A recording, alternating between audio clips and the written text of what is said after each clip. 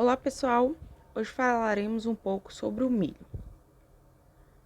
O milho é originado das Américas e é consumido desde 5000 a.C., de acordo com os registros existentes. Ele é um tipo de alimento bastante importante em inúmeras civilizações, como por exemplo os Incas, em que grande parte das suas atividades diárias estavam ligadas a vários tipos de cultivo, como por exemplo o milho, e estava também relacionado com a arte e religião.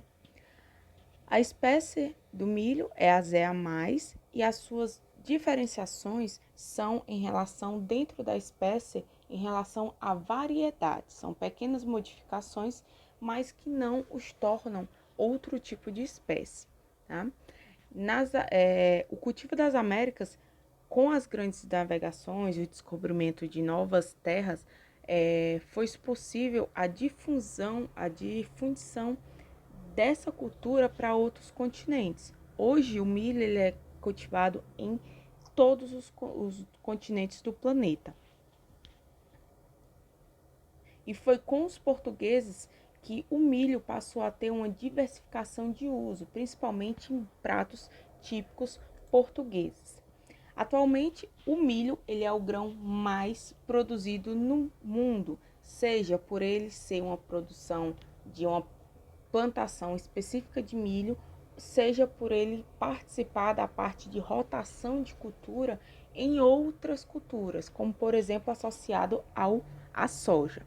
Na década de 50, o milho ele perdeu espaço para o trigo na mesa do brasileiro, tá? E o consumo menor no Brasil é menor do que em outros países, como no México e o Caribe, que tem o milho mais fincado dentro da sua dieta diária.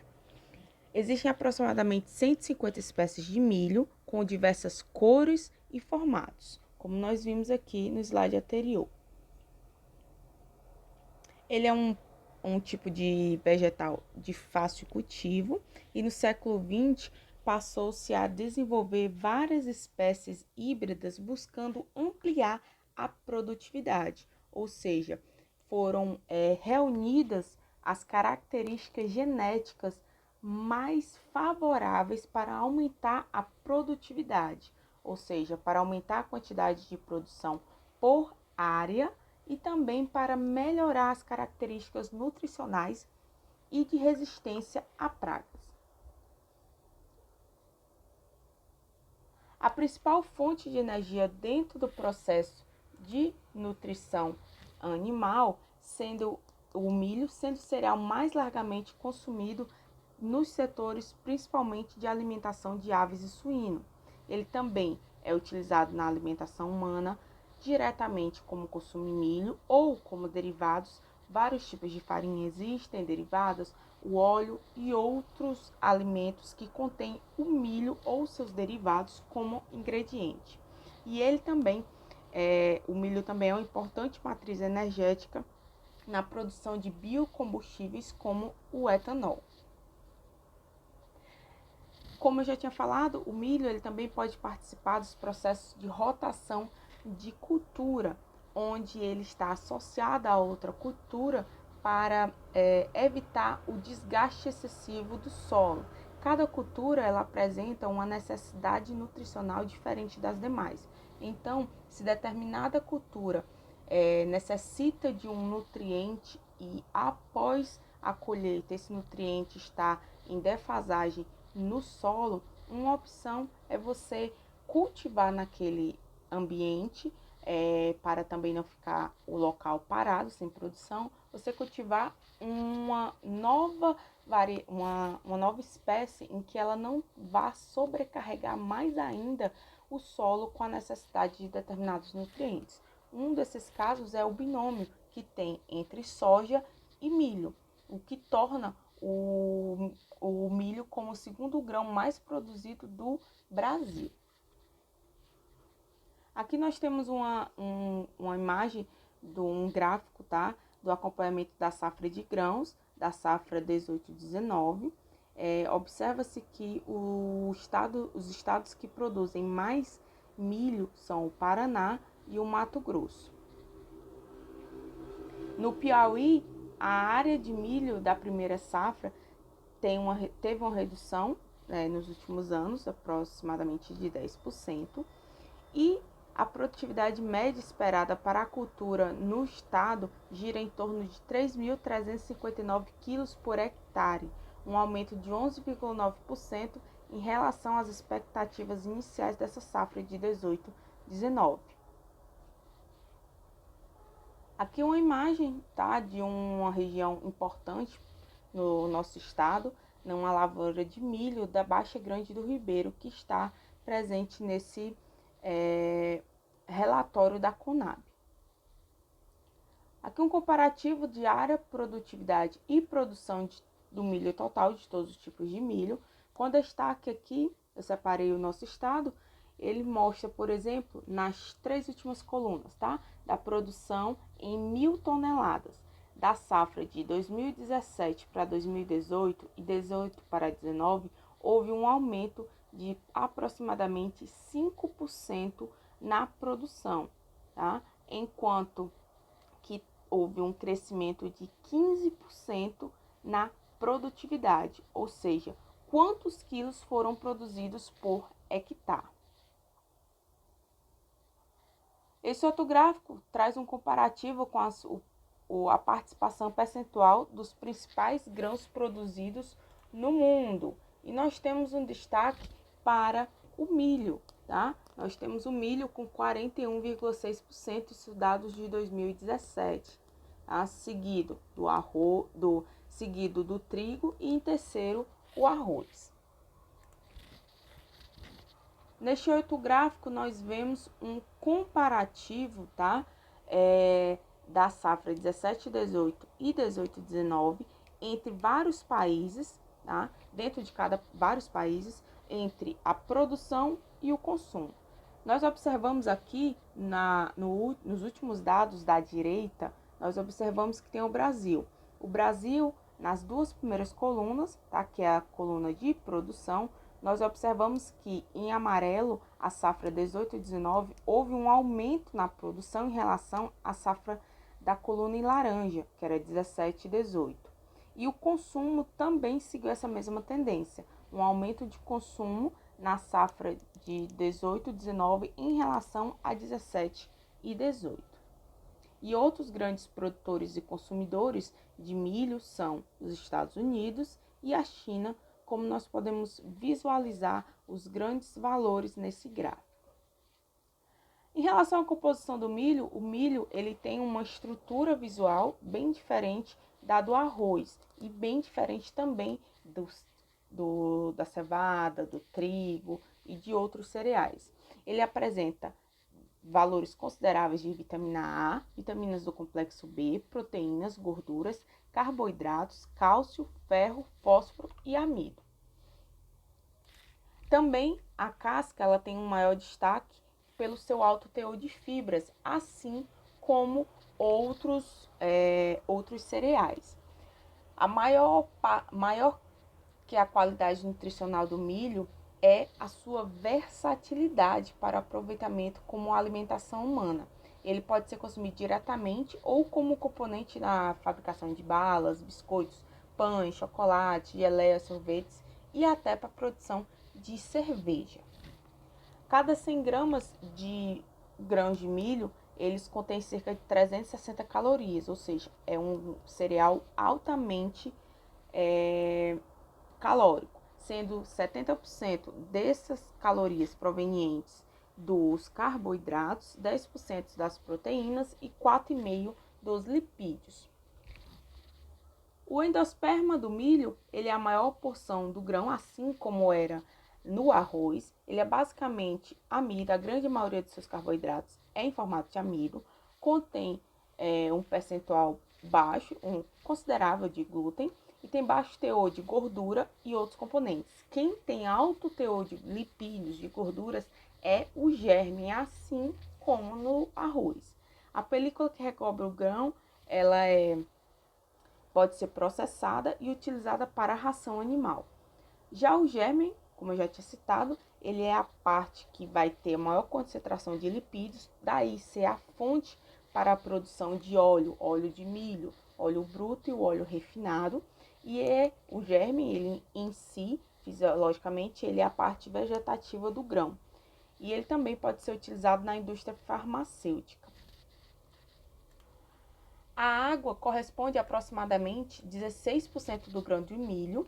Ela também é utilizada no processo inicial de maceração para o processamento e obtenção de vários derivados do milho. O licor, que é resultante desse processo de maceração, ele é rico em vitaminas, especificamente do complexo B, e pode ser utilizado em rações, além de ser aplicado na fabricação de antibióticos. Nós temos aqui um quadro comparativo da composição química média do grão. Observamos na segunda coluna, da esquerda para a direita, que o grão propriamente dito, a maior porção, 82,3% em média, é de endosperma. E é a partir do endosperma. Já a porção de amido, ela é bastante considerável, 86% do endosperma. E o endosperma também apresenta baixa quantidade de cinzas, aproximadamente 0,3%, que são os sais minerais. Baixa quantidade de lipídios, 0,2%. Enquanto nós observamos na linha referente ao embrião, observamos que ele tem baixa quantidade de amido, uma quantidade considerável, 18,8% de proteínas, tem alto teor de lipídios, 34,5%, e um alto teor de cinzas, aproximadamente 10,1%. O milho pode ser classificado de várias formas. Uma das formas é classificar o milho em tipo 1, 2 e 3. Independente da classificação 1, 2 ou 3, o milho ele tem que ter uma umidade máxima de 14,5%.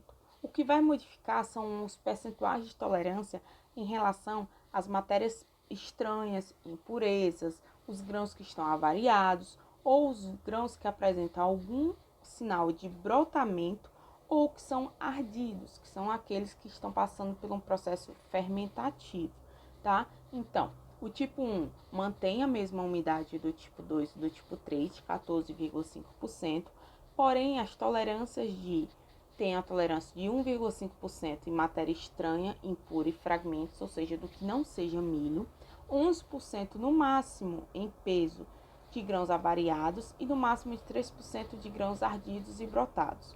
Já o tipo 2 passa para os percentuais respectivamente de 2, 18 e 6%, ou seja, ele permite mais mais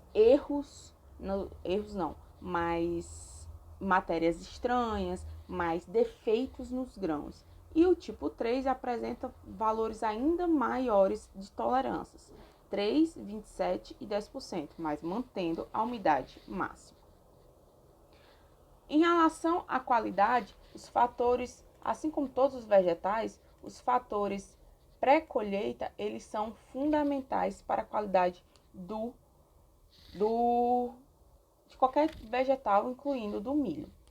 O tipo de armazenamento ideal em relação vai variar de acordo com a necessidade do grão ou se vai ser armazenado em forma de espiga. O nível tecnológico do armazenamento será estabelecido de acordo com o volume a ser armazenado e da disponibilidade dos recursos para a construção e para equipamentos que constituirão a unidade armazenadora. Caso se queira armazenar grãos, esses podem ser armazenados ou a granel em silos ou em sacarias em armazéns. Caso seja um armazenamento em espigas, estas podem ser armazenadas tanto no paiol ou ensacadas em armazéns. Hoje em dia, o armazenamento em grãos, porém, o milho ele é armazenado em grãos, mas o milho produzido em pequenas propriedades, que tem um nível tecnológico mais baixo, um nível de investimento menor, eles são geralmente armazenados em espigas. A qualidade desse milho armazenado, bem como as perdas pós-colheitas, é dependente de vários fatores, entre eles a cultivar que dependendo da necessidade regional, você tem que escolher uma cultivar que ela seja adaptada às características do solo e clima, o ciclo, o tipo e a cor do grão, a resistência do grão a doenças, a adaptação na colheita mecanizada, a composição nutricional, entre outras. As cultivares denominadas de decubentes, ou seja, aquelas que têm as espigas que são curvadas para baixo, elas têm 32%, são colhidas aproximadamente com 32% de umidade, elas favorecem a qualidade pós-colheita devido à dificuldade que vai ter da água da chuva de penetrar dentro da espiga. Então, ela consegue ter um tempo de armazenamento melhor, uma qualidade de armazenamento, ou seja, uma qualidade pós-colheita melhor. Já em relação à secagem natural do milho, ainda ele é um método bastante corriqueiro em muitas propriedades brasileiras, tá? A permanência do milho no campo, ela traz alguns inconvenientes em relação principalmente às condições adversas do clima, ataque de praga e a suscetibilidade ao trincamento no processo de colheita e também no processo de deslocamento desses grãos e exposição desse grão para secagem. Em relação às condições climáticas, caso elas não difiram muito daquelas a qual a cultivar foi desenvolvida, a tendência é que a qualidade física e sanitária do milho corresponda às expectativas. Em relação ao ponto de colheita, de acordo com o tipo de armazenamento disponível e a finalidade a que se destina, o milho pode ter pontos de colheita diferentes. Por exemplo, o chamado milho doce, ele é colhido a 72 a 75% de umidade, de 20 a 28 dias após o florescimento. Já os milhos para pipoca são colhidos com 20% de umidade e secados geralmente em secador artificial até chegar a uma umidade de 13 a 15%. Bom, ficamos por aqui. Assistam o vídeo 2.